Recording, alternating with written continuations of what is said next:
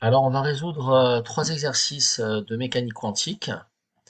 Donc, sur d'abord le filtre de spin, l'appareil de Stern-Gerlach, qui est relativement connu. On fera ensuite un exercice sur l'intrication et l'inégalité de Bell, qui a au jour d'aujourd'hui des applications en cryptographie quantique notamment, et un exercice sur la téléportation quantique. Je ferai quelques rappels pour résoudre ces exercices. Et on enchaînera derrière sur une correction à proprement parler des exercices. Ok? Donc, on va commencer par le premier exercice. Donc, le Stern-Gerlach comme un filtre de spin. Donc, on considère le dispositif donc sur la figure suivante. Donc, pour un faisceau d'électrons, une moitié suivra le chemin du haut, l'autre moitié celui du bas. Gauche, d'accord. Si nous mettons un bloqueur sur le chemin où passent les particules de spin bas, centre, le faisceau sortant ne contiendra que des particules de spin haut. Dans ce cas, le dispositif va agir comme un filtre de spin. On représente de manière abstraite un tel filtre par une boîte, hein, comme ici il y a à peu près 7 boîtes, ça va être des 7 filtres. Euh, donc un fil par une boîte en indiquant par une flèche la direction du spin qui traverse le filtre. Droite, donc une flèche vers le haut, vers le bas ici sera donc une direction de spin vers le bas, une flèche vers le haut, flèche vers le bas. Ok.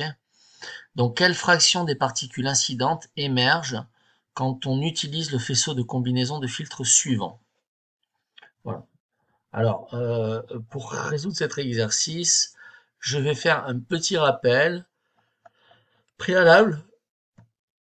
Donc sur le spin admis et les matrices de Pauli. Donc dans la base propre S7 chapeau, d'accord, des opérateurs de spin, les opérateurs SX chapeau, SY chapeau, SZ chapeau prennent la forme SX chapeau est égal à H bar sur 2 sigma 1 chapeau. Sigma 1 chapeau est la matrice de Pauli 0, 1, 1, 0. Sigma Y chapeau c'est H bar sur 2 sigma 2 chapeau. Sigma 2 chapeau, c'est la matrice de Pauli représentée ici 0, 1, moins I, 0. Et sigma Z, et le spin orienté suivant Z chapeau, c'est H bar sur 2, sigma 3 chapeau, ou la matrice sigma 3 est la matrice de Pauli 1, 0, 0, moins 1. Donc ces matrices vérifient des relations importantes, souvent utilisées. Sigma chapeau carré est égal à sigma 2 chapeau carré, qui est égal à sigma 3 chapeau carré, est égal à l'identité, donc la matrice diagonale avec des 1 et 0 ailleurs. Par ailleurs, sigma 2, sigma 1, sigma 2, c'est I sigma 3, et de même, on aura que sigma 2, sigma 3, c'est I sigma 1, et de même, on aura que sigma 3, sigma 1, ça sera I sigma 2. Donc, l'on peut rassembler en cette écriture formelle, delta, sigma I chapeau, sigma J chapeau, c'est delta IJ, ou delta IJ, c'est le symbole de Kronecker, autrement dit qui vaut 1 si I égale J et 0 sinon, plus I fois la somme sur K d'epsilon IJ K, sigma K chapeau. Alors, je veux larguer personne à ce stade-là. Sigma epsilon IJK, c'est quelque chose de très simple. J'en ai déjà, je pense, parlé. C'est en fait le tenseur de Levi-Civita. Bon, ça fonctionne comme le Kronecker, sauf qu'il y a trois indices. Si en fait les indices sont dans l'ordre d'une permutation croissante, par exemple 1, 2, 3, et ben epsilon de 1, 2, 3, ça vaudra 1. Epsilon de 2, 3, 1, ça vaudra 1. Ok. Epsilon de 3, 2, 1, ça vaudra 1 parce qu'ils sont dans l'ordre cyclique. Par contre, ce epsilon IJK, ça vaudra moins 1. Si par exemple, on a epsilon de 2, 1, 3. On voit qu'on a permuté le 2 avec le 1. Ou epsilon de 3, 2, 1. Au lieu de 3, 1, 2. Ça sera moins 1. Voilà, c'est tout simple. C'est une notation, mais il ne faut pas se prendre la tête avec ça. D'ailleurs, on ne va pas vraiment avoir besoin dans l'exercice qui suit. Alors, l'équation ci-dessus implique aussi la relation de commutation. Sigma I chapeau, sigma J chapeau. C'est 2i fois la somme sur k d'epsilon IJK sigma k, ou de façon équivalente pour les composantes du spin. Donc le commutateur entre SI chapeau et SJ chapeau, c'est IH bar, la somme sur k d'epsilon IJK SK chapeau. Bon, je pense qu'on n'a pas encore besoin de faire le rappel sur ce qui vient. J'attaque la correction de l'exercice. Ok. Donc en fait, le filtre de Stern-Gerlach agit comme un filtre de spin. En fait, dans l'état initial, on va avoir, dans l'état initial, 50% une probabilité que l'on mesure d'avoir un spin orienté vers le haut et 50% d'avoir un spin orienté vers le bas, par hypothèse. On va avoir plusieurs cas de figure, donc on va déterminer les différentes probabilités. Donc dans le premier cas de figure, qui correspond en fait à cette matrice-là, enfin ce bloqueur-là. On a donc un spin orienté vers le bas. J'ai représenté ici, en fait, on le voit pas super bien, mais en couleur, le système de coordonnées que je choisis, donc X chapeau, Y chapeau, donc qui pointe vers nous, hein, vers l'avant, et Z chapeau, c'est la verticale suivant le bloqueur, d'accord? Ici, j'ai représenté également U chapeau, qui est orienté de 45 degrés, dans ce qui concerne, c'est la mesure qui nous concerne, 45 degrés par rapport à Z chapeau, d'accord? Donc c'est la direction de la mesure. Donc on va d'abord représenter l'opérateur de spin dans cette direction. D'après le cours, SU, c'est le produit scalaire de l'opérateur de spin par U, donc la mesure. Ici, on a donc donc si on projette U se projette en cos θ, en cos 45 degrés suivant Z, et se projette en sinus 45 degrés suivant Y. Donc SU, c'est SY sinus pi sur 4, plus S3 cosinus pi sur 4. Donc sinus pi sur 4, c'est égal à cos pi sur 4, c'est égal à 1,5. Donc on peut dire que SU s'écrit sous la forme SY, donc le spin de Y, le spin mesuré dans la direction de l'U, U avec ce bloqueur-là, d'accord, sera de type SY plus SZ sur racine de 2. Ok. Je veux juste voir si on a besoin, je pense pas qu'on a besoin de ces notions dans le chapitre, bon, je les présenterai après. Alors, donc, SU, comme je vous l'ai montré précédemment, peut s'écrire en fonction donc des opérateurs de Pauli, d'accord? Donc SU va se mettre sous la forme h bar sur 2, 1 sur racine de 2, SY et donc SZ, on les a représentés. SY, c'est h bar sur 2, sigma 2 chapeau. Sigma 2 chapeau, c'est cette matrice de Pauli. Et SZ, c'est h bar sur 2, sigma 3 chapeau. Sigma 3 chapeau, c'est cette matrice de Pauli. Alors, il ne faut pas les connaître par cœur. Au bout d'un moment, si vous faites pas mal de quantique, vous devez les savoir.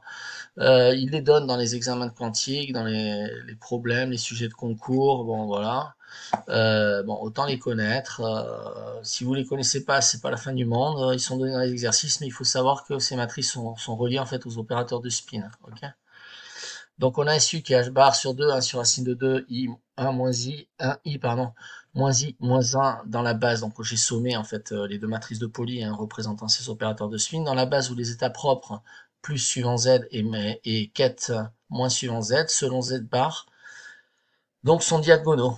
Donc ce sont des éléments diagonaux. Donc pour calculer que je forme en fait une mesure, donc on va l'exprimer en termes de probabilité. On va voir quel est le vecteur propre donc correspondant à la direction 45 degrés et on va projeter cet état propre selon les directions initiales. Donc quel est le vecteur propre plus correspondant à la mesure qui est effectuée dans la direction U. Bon, ben pour le connaître, on effectue toujours le déterminant de la matrice S moins lambda id et on cherche l'ensemble des valeurs propres, enfin des vecteurs propres qui correspondent à cette valeur propre. Alors, on veut recalculer donc les composantes du vecteur propre de la base plus z et moins z. Le vecteur propre de la base plus z, en fait, c'est le vecteur propre qui correspond à la valeur propre h bar sur 2, et le vecteur propre moins z correspond à la valeur propre moins h bar sur 2. Donc on va les recalculer comme ceci. On va donc avoir SU moins h bar sur 2 fois l'identité multipliée par alpha bêta. On cherche à déterminer alpha bêta, hein, puisqu'on écrit notre vecteur propre U au départ sous la forme alpha bêta, et on a un système d'équations des inconnus en utilisant l'analyse spectrale à résoudre. Voilà. Donc ce système-là est équivalent à celui-ci. Donc on a tout mis sous la forme d'une matrice de 2. Donc h bar sur 2 fois donc la matrice 1 sur racine de 2 moins 1, i moins i1 racine de 2 appliquée à alpha bêta est égal à 0. Donc pour avoir la première ligne, donc je multiplie la première ligne par le vecteur propre, on a donc du i racine de 2 moins 1 fois alpha moins i fois bêta, d'accord, donc sur racine de 2 est égal à 0. On en dit que bêta est de la forme racine de 2 sur i, facteur de 1 sur racine de 2 moins 1 alpha. Après simplification, on peut le mettre sous la forme i, facteur de racine de 2 moins 1 alpha. Donc le vecteur propre plus u, donc le vecteur propre donc mesuré, donc pour la mesure qui nous intéresse u, mesuré correspondant au vecteur de valeur propre positif qui est ici plus h bar sur 2, se met donc sous la forme d'un vecteur de ligne colonne alpha racine de 2 moins 1 i alpha. Et on choisit alpha pour le normer, donc on va effectivement normer ce vecteur. Il nous faut donc la norme de ce vecteur, c'est la composante x au carré plus la composante y au carré, on en prend la racine. Donc il nous faut alpha 2 facteur de 1 plus racine de 2 moins 1 au carré est égal à 1. On développe, d'accord, ce qui nous donne 2 alpha 2 facteur de 2 moins racine de 2 est égal à 1. Finalement, alpha sera égal à 1 sur la racine de 2 moins 2 fois moins 2, donc de 2 fois 2 moins racine de 2, d'accord, on a une double racine. Donc si on écrit explicitement le vecteur propre, donc le vecteur propre exprimé dans la base plus suivant z et ket moins suivant z s'écrira donc sous la forme d'un scalaire, 1 sur racine de 2 facteur de 2 moins racine de 2, facteur du ket plus suivant z plus i fois racine de 2 moins 1, le ket suivant moins suivant z. Donc maintenant, quelle est la probabilité que le vecteur après la mesure se trouve dans l'état plus u si on part au départ de la direction plus z, ok? Bien, la probabilité, elle se calcule comme suit. J'ai déjà fait des exercices de probabilité où je vais montrer qu'on calcule la probabilité au travers d'un produit scalaire. Donc la probabilité qu'on trouve après la mesure le ket plus orienté suivant la direction U, si on est parti au départ d'un ket orienté positivement en ket vecteur propre plus suivant la direction Z, donc qui correspond à la valeur propre h bar sur 2, et bien c'est tout simplement le produit scalaire du bras plus orienté suivant U multiplié par le ket plus orienté suivant Z au carré. Vous remarquerez que j'écrive le bras U scalaire, le ket Z au carré ou le bras Z ket U au carré, c'est indifférent. Hein. Bon, voilà. Juste une remarque au passage. On obtient que c'est 1 sur 2 facteur de 1 moins racine de 2. Moi, j'ai pris ma calculatrice et donc j'ai fait l'application numérique.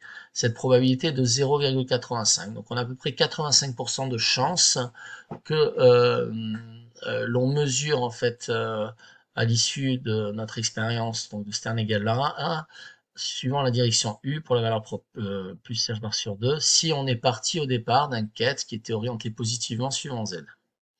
Maintenant, l'autre probabilité est la probabilité de mesurer le ket U, d'accord, si on est parti de l'état moins Z, d'accord. Donc cette probabilité se calcule toujours de la même manière, hein, la règle de définition des probas. C'est le produit scalaire entre le bras et le ket. Donc la probabilité d'obtenir à l'issue de la mesure de notre appareil de Stern-Gerlach un ket suivant la direction U, si on est parti d'un ket orienté en direction moins suivant Z, c'est donc le module carré du produit scalaire entre le bras plus orienté suivant U et le ket moins orienté suivant Z. On trouve après calcul ceci. Donc c'est en fait c'est 2 plus 1 moins racine de 2, c'est 3 moins racine de 2, je crois, sur 2, facteur de 2 moins racine de 2.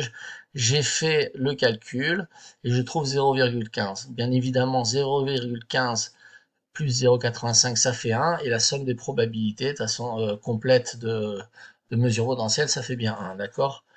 On retrouve par le calcul et on fait une vérification derrière. On aurait pu ne même pas écrire ceci et déduire directement, compte tenu de la complétude des états quantiques en question dans l'énoncé, que c'est égal à 1 moins 1,085. Autrement dit, on a 95% dans le premier cas et 15% dans le second.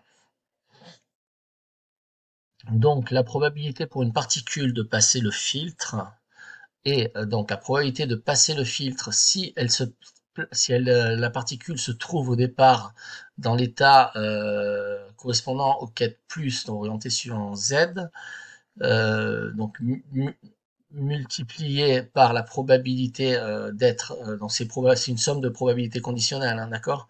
On a que la probabilité de A, c'est la probabilité de A sachant B multiplié par la probabilité de B, plus la probabilité de B sachant A multiplié par la probabilité de A. Donc c'est les formules de Bayes cours de terminale. Mais ça se calcule comme suit en mécanique quantique, donc je la décompose. Donc plus la probabilité de passer le test si on est dans l'état initial, ket moins orienté suivant Z, multiplié par la probabilité effectivement d'être dans l'état représenté par le ket moins suivant Z. D'accord? Donc on calcule effectivement cette probabilité et on obtient, puisque bon ici il y a équipe probabilité, on obtient que c'est égal à 1,5. Alors, petit aparté, on a montré que effectivement les probabilités étaient assez différentes. Hein. En effet, la probabilité de se trouver dans le quête plus orienté suivant la direction de mesure U, si on était parti de l'état représenté par le quête moins suivant Z, c'est 0,15. Donc supposons à présent que Z bar soit orienté vers le haut, et mon axe U de mesure, hein, U chapeau, soit à 45 degrés à peu près, approximativement, par rapport à Z bar. Donc on dirait que la probabilité de U orienté sur une quête moins est différente de 0, mais la probabilité de U se mesure en fait une partie d'un état propre vers un spin vers le bas. Bon, effectivement, au départ, on a une orientation vers le bas initialement, et on se retrouve avec une probabilité relativement faible d'avoir ce qui est assez évident, d'avoir un rehaussement du spin, bon, quelque part. Si j'avais été orienté suivant moins Z chapeau, qu'est-ce qui serait passé? Ben, la projection du spin est orientée suivant moins Z, d'accord? Donc visualiser le spin, en gros, c'est ce qu'il y a à retenir de ceci, hein, comme des vecteurs à ses limites. Puisque le spin, on l'a vu, c'est h bar sur 2 multiplié une matrice de Pauli, ok? Et il faut ensuite faire la projection scalaire suivant la mesure qui nous intéresse du spin, d'accord? Donc, mesurer la composante SZ du spin, c'est pas le spin, ça veut pas dire que que le spin lui-même a une norme égale à h bar sur 2. La norme du spin S n'est pas égale à h bar sur 2, mais si je regarde la mesure, la norme de S carré sera donnée par, effectivement, le projecteur de S, pris en sandwich entre le bras plus orienté suivant Z et le quête plus orienté suivant Z. Donc, effectivement, ceci, ça veut dire que je pars de l'état bras Z, et si je décompose effectivement S chapeau carré, j'ai du SX carré plus du SY carré plus du Z carré. Donc je l'ai décomposé sur mes trois coordonnées d'espace. On déduit que le module de S carré, c'est donc égal à SX carré plus SY carré plus SZ carré pris en sandwich entre le bras plus orienté suivant Z et le quête plus orienté suivant Z. Donc là, je fais le rappel que j'ai fait en préambule de l'énoncé. Donc on devrait avoir donc du h bar sur 4, 3 fois l'identité, ok, pris donc en sandwich entre le bras plus orienté suivant Z et le quête plus orienté suivant Z, ce qui nous donnerait du 3 h bar carré sur 4, autrement dit le module du spin en question serait de l'ordre de grandeur de racine de 3 fois h bar sur 2, longueur du spin. Voilà, j'ai montré effectivement sur un schéma que le spin S, en réalité, il effectue un système de précession autour de Z chapeau. Alors voilà, il faudrait revoir un cours là-dessus. Je pense qu'à terme, je ferai un cours sur la précession, sur le moment du spin, bon voilà, sur des notions un peu plus de moment magnétique. Mais c'est un peu la notion, je dirais, sous-jacente qui se cache derrière là. Le cosinus de θ, c'est S3 sur le module de S bar, c'est H bar sur 2 sur la racine de 3, H bar sur 2, 1 sur racine de 3, autrement dit, on est à peu près à 54 degrés, donc c'est supérieur à 45 degrés. Autrement dit, notre spin décrit un arc de cercle supérieur à 45 degrés, et il tourne en précession autour de notre direction U, voilà, de mesure. En gros, c'est ce que dit ce petit calcul. Donc si je prends une direction de mesure pour mon vecteur U, la composante du spin est toujours plus grande que la projection. Le spin n'est jamais aligné suivant Z chapeau. Le spin n'est jamais aligné avec la direction dans laquelle on mesure, il précesse, je crois que on parle de précession, encore la précession des équinoxes, il ne s'aligne pas directement, on ne peut pas mesurer un spin dans la direction où on le mesure, ou si on le mesure, il est toujours en train de précesser autour de sa direction. Ok.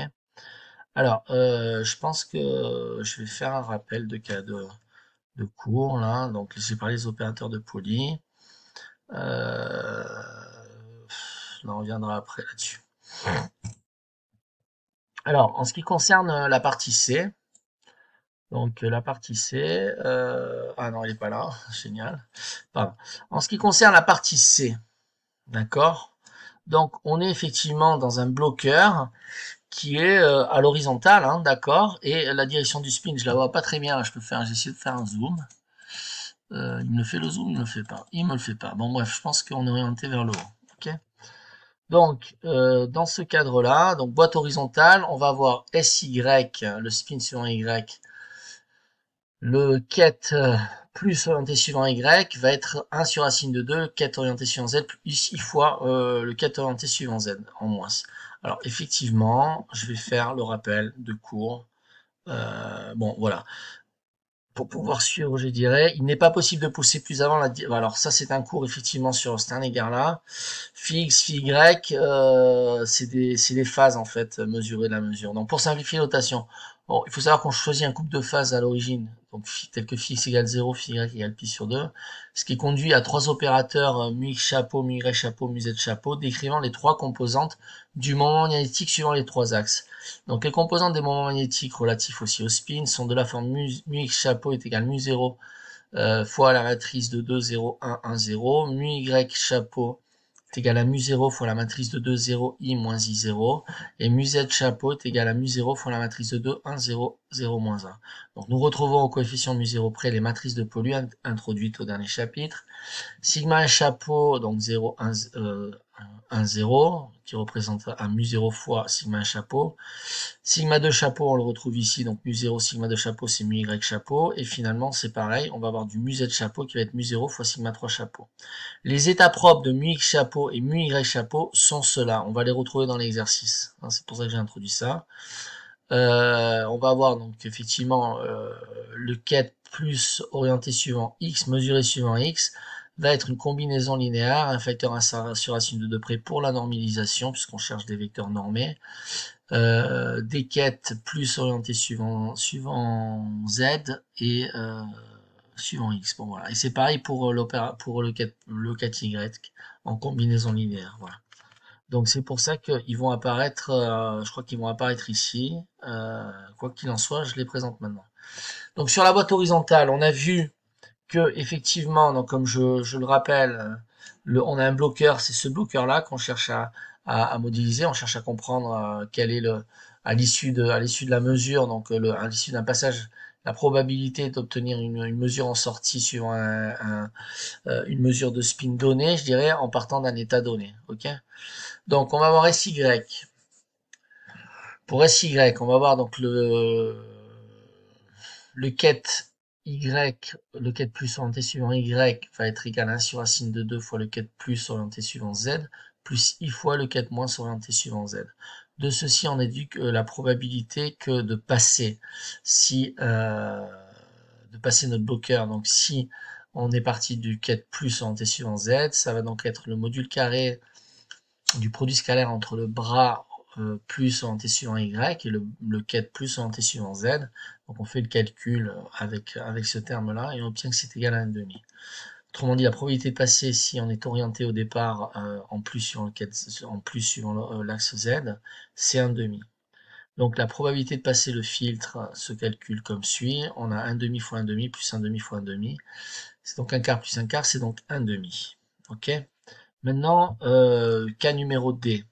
Cas numéro D, vous voyez, vous avez deux boîtes verticales orientées avec un spin, je dirais, orienté vers le haut. Donc la probabilité de passer, si je prends un état orienté vers le haut suivant Z, bah, c'est 1, hein, puisque effectivement, on a un état, si on a un état orienté vers le haut, il va passer notre bloqueur à 100%. La probabilité de passer, si on a un spin orienté suivant Z vers le bas, bah, ça sera 0.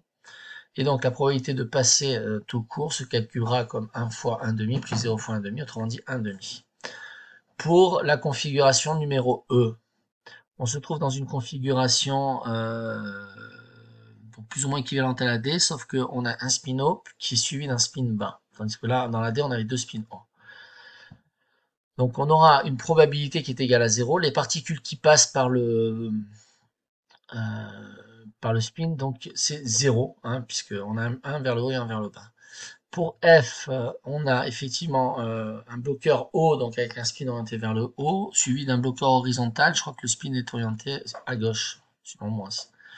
Donc on a une probabilité de passer qui est égale à la probabilité d'être dans l'état plus suivant Z si on est au départ dans l'état plus suivant Z, multiplié par la probabilité d'être dans l'état plus suivant Z. Autrement dit, c'est 1,5 fois 1,5, c'est égal à 1/4. En ce qui concerne G, donc G, on a effectivement trois bloqueurs un orienté vers le haut, un horizontal et un autre vers le haut. Le premier vers le haut, donc un spin de haut, le dernier vers le haut, un spin bas, si je ne me trompe pas, et je crois qu'il est latéral, le spin horizontal vers la gauche. Bon.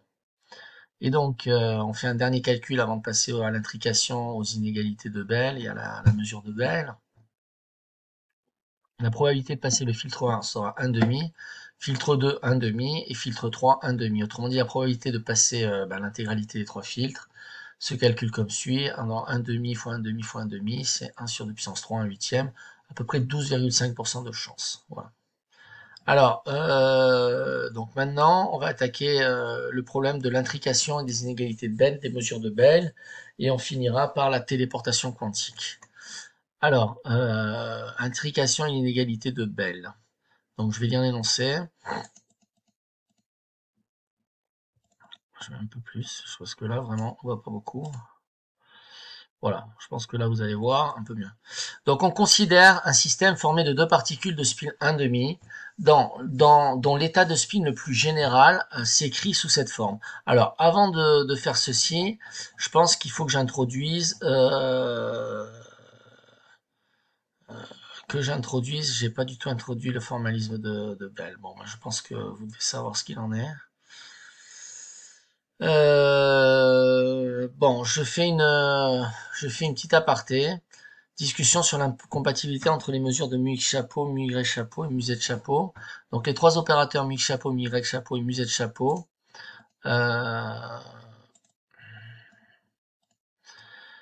Donc ne commutent pas entre eux. Donc plus précisément, on vérifiera que l'on obtient les trois relations de commutation cycliques. Le commutateur entre mu x chapeau et mu y chapeau, c'est 2i mu 0 fois mu z chapeau. Le commutateur entre mu y chapeau et mu z chapeau, c'est 2i mu 0 fois mu x chapeau. Le commutateur entre mu z chapeau et mu x chapeau, c'est 2i mu 0 fois mu y chapeau. Donc en termes physiques, cela signifie que l'on ne peut pas connaître simultanément deux composantes du moment magnétique d'un atome. Pour des atomes dans l'état quête plus orienté suivant Z, donc composante suivant Z connue, si on mesure la composante du moment magnétique suivant X, on aura deux résultats possibles, donc plus ou moins mu 0 avec la même probabilité. Supposons que l'on trouve plus mu 0. Après cette mesure de mu x chapeau, l'état de l'atome et l'état propre de mu x chapeau associé à la valeur propre, c'est la valeur propre en fait que l'on a utilisée, la valeur propre plus orientée suivant X, sera combinaison linéaire de la valeur plus orientée suivant Z et de la valeur moins orientée suivant Z à un facteur 1 sur racine de 2 près pour la normalisation.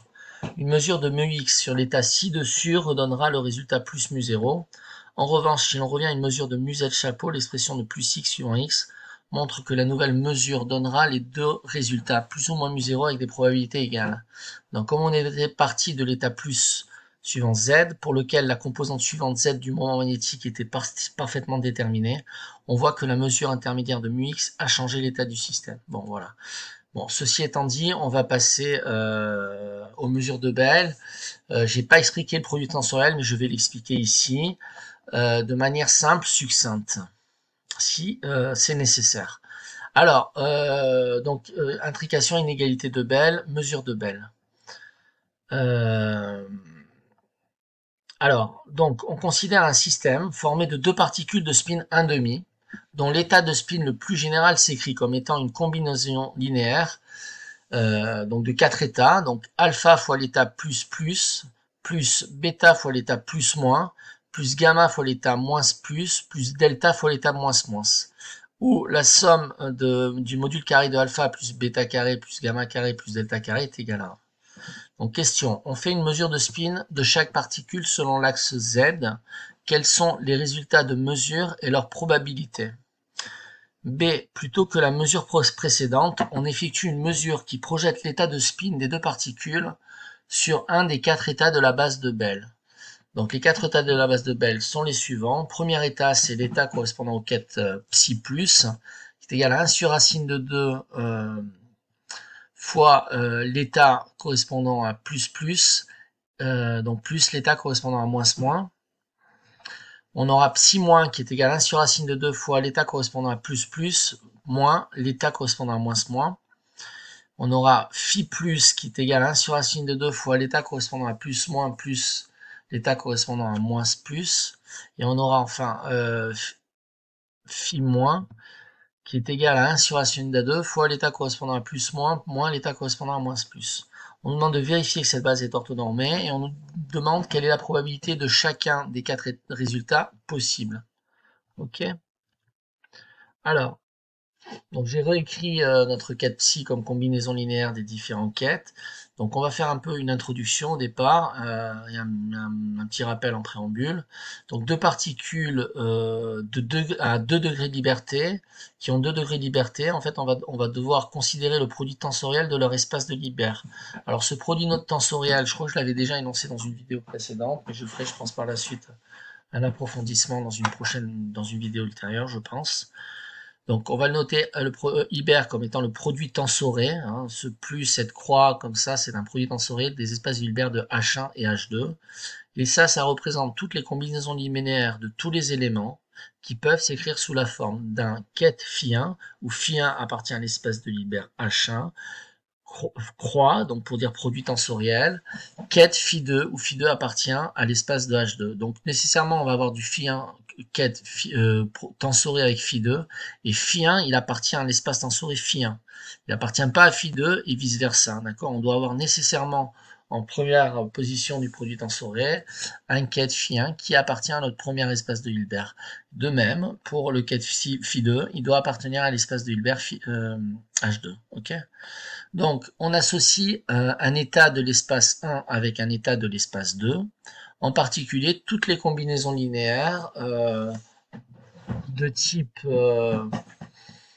ket 1, ket 2 sur H1 et ket 1, ket 2 sur H2, où on a donc des espaces de dimension 2, ici puisqu'on a parlé de 2 degrés de liberté.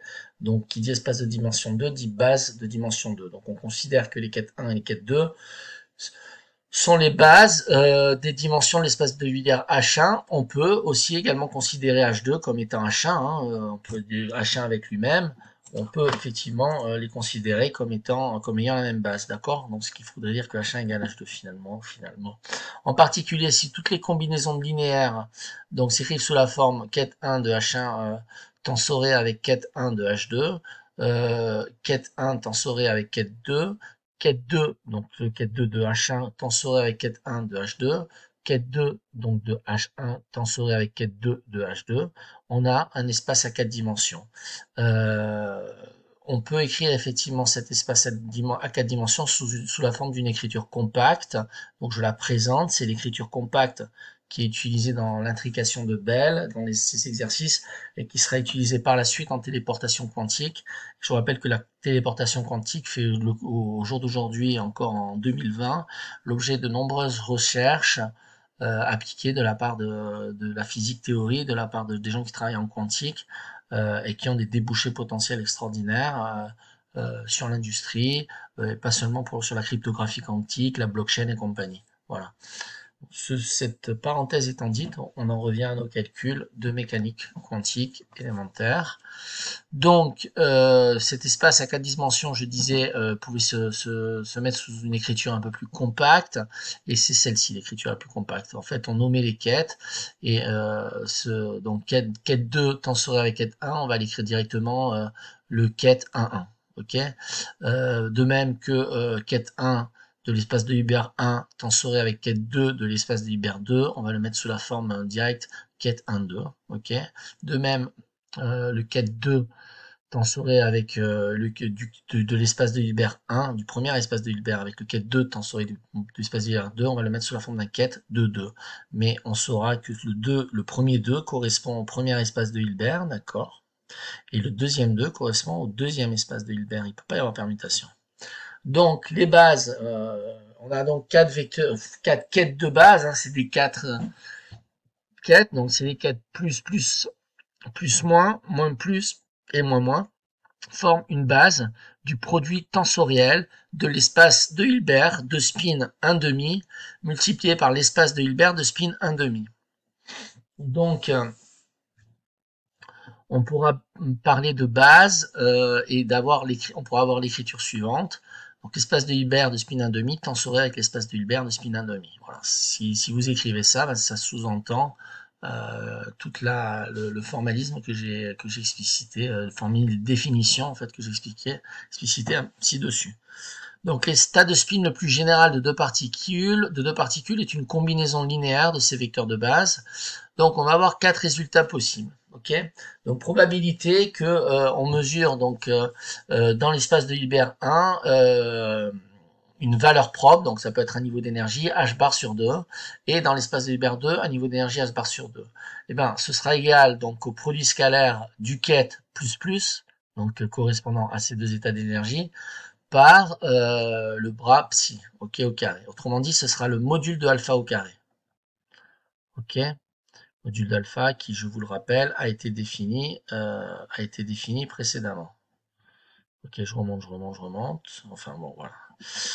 Super, donc voilà, c'est puisqu'on a une combinaison alpha de la première base, voilà, plus bêta la deuxième, plus delta, d'accord, avec ce module. Donc, on continue. Une probabilité de mesure de cette proba est h bar sur 2. Donc la probabilité de mesurer h bar sur 2 sera, c'est h bar moins h bar sur 2, là, pardon, j'oublie le moins, je pense. Voilà. Ce sera donc le produit scalaire de plus-moins, donc au sens que l'on a défini produit tensoré précédemment, avec psi au carré. Autrement dit, ça sera le module de bêta au carré. Ok, puisque bêta correspond à cet état-là. Ok. Donc on peut l'écrire sous la forme bras plus moins scalaire alpha bras plus bêta plus gamma plus moins plus delta scalaire moins ça au carré, et on obtient que c'est bêta au carré. Ok, qu'est-ce que j'écris? Oui, effectivement, j'ai refait la remarque pour bien comprendre que dans la notation, si on note un deux quêtes, le quête plus moins, le premier plus correspond à une mesure de l'espace de Hilbert H1, et le bras moins plus moins, ah voilà, ce bras plus moins, en fait ça correspond, le premier élément ça correspondra toujours à H1. Donc si en fait on permute un bras en quête ou un quête en bras, on conserve la séquentialité des espaces de Hilbert. Ok, donc là j'ai par exemple un ket, le ket plus moins. Si ce ket je dois le transformer dans un produit scalaire ou en prendre le conjugué hermétique, dans mon produit tensoré, donc je vais avoir le plus moins, d'accord, on va conserver l'ordre séquentiel, le plus correspondra à H1, d'accord, on n'inverse pas les produits lorsque on passe du bras au ket, au bras. Okay. Autrement dit, lorsqu'on fait le produit scalaire du bras plus moins avec cette notation et du ket plus, on obtient en fait plus scalaire avec plus, puisqu'on fait le plus de l'espace de H1 avec le ket, pardon, le bras plus de l'espace de H1 avec le ket plus de l'espace de H1, d'accord, que l'on multiplie avec le bras moins de l'espace de H1 avec le ket plus de l'espace de H2. Voilà, là, je vais y arriver. Ici on a H2, H2. Ok, ici on a H1, H1. Donc on ne sépare pas les espaces. Donc on fait en fait un produit comme on fait un produit matriciel composante par composante. Ben, c'est composante d'espace de même espace de Hilbert. Ok. D'où donc c'est bien un produit scalaire qui est égal à un produit de deux produits scalaires. On a un scalaire ici, on a un scalaire ici. D'accord. Donc si on fait produit scalaire, on obtient que c'est égal à 1 fois 0. Autrement dit 0. Dès qu'il y a un facteur 0 qui intervient, bon ça fait 0, ok. Donc on peut aussi, donc en fonction de notre décomposition, notre définition initiale ici, d'accord, de la mesure de Bell, où on a alpha plus bêta plus gamma moins plus delta moins, avec cette condition de normalisation de notre vecteur psi. Donc je reviens où on en était. On a donc le calcul de ces probabilités qui est comme suit. Donc la probabilité de mesurer moins h bar sur 2 pour l'espace de Hilbert H1 plus h bar sur 2 pour l'espace de Hilbert H2 va être égal au produit scalaire donc de moins plus par psi au carré. Et ça, moins plus par psi au carré, donc ça correspond à gamma, c'est module de gamma au carré. D'accord? De même, si je cherche la probabilité de moins h bar sur 2 et moins h bar sur 2, moins h bar sur 2 pour h1, moins h bar sur 2 sur h2, ça sera équivalent à chercher donc le module carré du produit scalaire entre le bras moins et le 4 psi, c'est delta au carré d'après la définition de psi. Ok, psi est combinaison linéaire, alpha fois plus bêta fois tata, plus machin fois tata, plus delta fois moins. Ok? Donc base des états d'une mesure jointe. Ok, donc pour la deuxième question, je sais plus ce qu'on me demandait à la deuxième question. Donc plutôt que la mesure précédente, on mesure qui projette l'état de spin sur les deux particules sur un des quatre états de la base. Donc on nous donne psi plus, psi moins. Ok, on nous demande de vérifier que la base est orthonormée dans un premier temps. Alors, on va écrire donc phi plus, phi moins et psi plus et psi moins. Donc on va voir donc le psi plus, le 4 psi plus va être égal à 1 sur racine de 2, donc plus en quête, plus le quête moins, ok. Psi moins va être égal à 1 sur racine de 2, quête plus, moins le quête moins. Psi plus va être égal à 1 sur racine de 2, le quête plus le quête moins plus, pardon. Et psi moins, en fait, il va jouer le rôle principal dans le théorème de Bell, on verra par la suite, va être égal à 1 sur racine de 2 plus moins plus. Donc vérifier que cette base est orthonormée.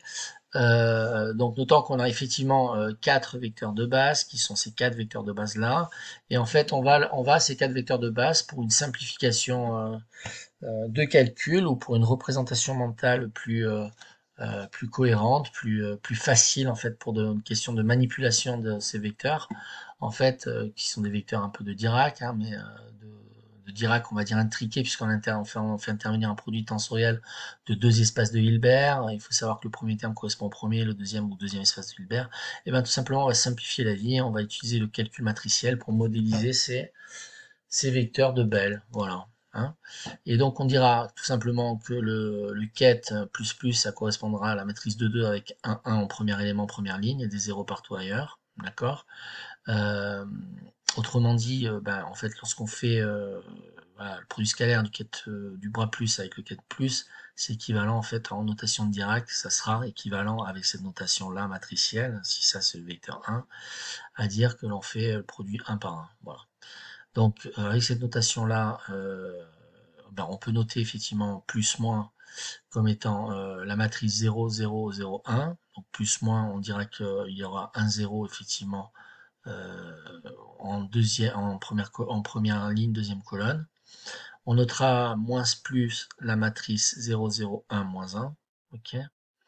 Et on notera moins la matrice 0, 0, 1, moins 1. Autrement dit, ici c'est du moins, ici c'est du plus, ici c'est du plus moins, et ici c'est du moins plus. D'accord? On a plus moins, voilà, tout simplement.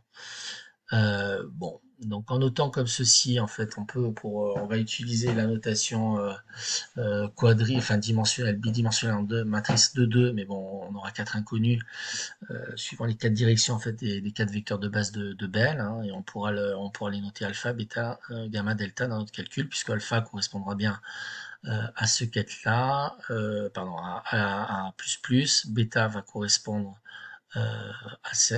bêta va correspondre à plus moins, gamma va correspondre à moins plus, et delta va correspondre à moins. C'est très cohérent avec, je remonte dessus, c'est fatigant, mais bon, avec cette notation là au départ, ok. Donc c'est une réinterprétation, bon, je dirais c'est une réécriture, une notation équivalente qui va pouvoir nous passer d'un formalisme à l'autre, de manière à faire des calculs en quantique et de dégager du sens physique à tout cela. Donc je remarque que si mon quête phi1, je peux le mettre sous la forme 1, 1, 2, 2, 2, 1, A1, 2, A2, 2, d'accord. Alors psi2 est associé à la matrice, et que psi2 est associé à la matrice B11, B12, B21, B22. Alors, lorsque je fais le produit scalaire de mon quête psi1 avec mon bras psi1 avec mon quête phi2, donc c'est comme si on faisait le produit scalaire de deux matrices. Et qu'est-ce que le produit scalaire de deux matrices? En fait, on fait le produit donc composante par composante. Autrement dit, je fais 1, 1, 1 fois B11 plus A22 fois B12 plus A21 fois B21 plus A22 fois B22, d'accord? Ce qui se symbolise comme étant la somme des AIJ étoile BIJ, ok? Donc on en est toujours à la représentation des états de Bell pour pouvoir faire des calculs d'intrication quantique. Parce que l'objectif c'est de parler d'intrication quantique dans cet exercice. Donc, je le rappelle. Donc on a le 4 phi plus qui est égal à 1 sur racine de 2, 1, 0, 0, 1. Le 4 phi plus qui est égal à 0, 1, 1, 0. Donc on a simplement additionné les vecteurs, hein, les vecteurs qui nous intéressent. Bon, le quête phi moins 1 sur racine de 2, 1, 0, 0, moins 1. Et le quête psi moins 0, 1, moins 1, 0. D'accord. Maintenant, ça va être facile de montrer qu'on a une base orthonormée.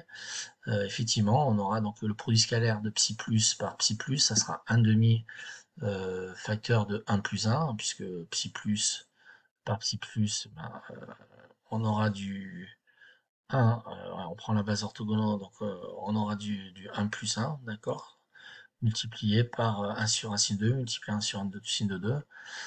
Donc on aura du 1 demi facteur de 1 plus 1, donc c'est bien égal à 1. Donc de même, on aura psi plus par psi moins qui est égal à 1 sur racine de 2, 1 fois 1, plus, donc psi moins, il est où? Psi moins, il est là, plus 1 fois moins 1, d'accord? On fait le produit de 1 par 1, plus 1 fois moins 1, et 1 sur racine de 2 fois 1 sur racine de 2, d'accord?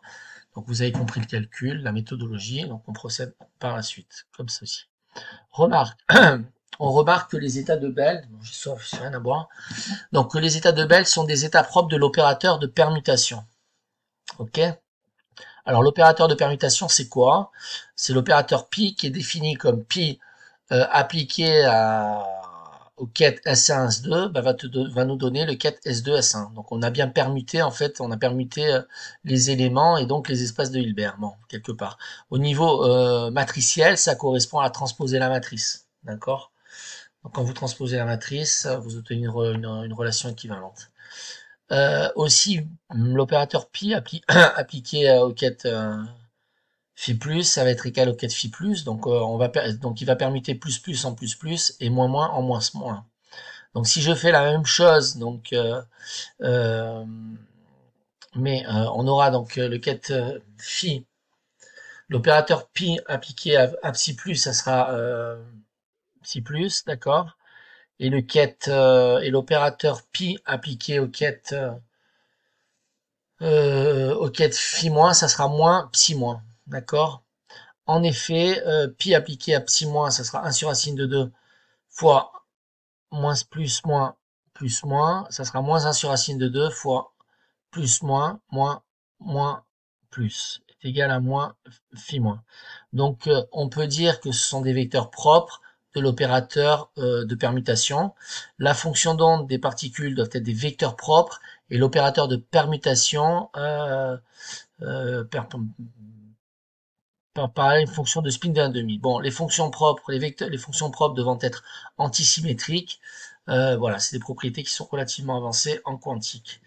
Bon, je pense que je vais m'arrêter là. Non, je vais terminer cet exercice. On verra la téléportation quantique dans un prochain exercice.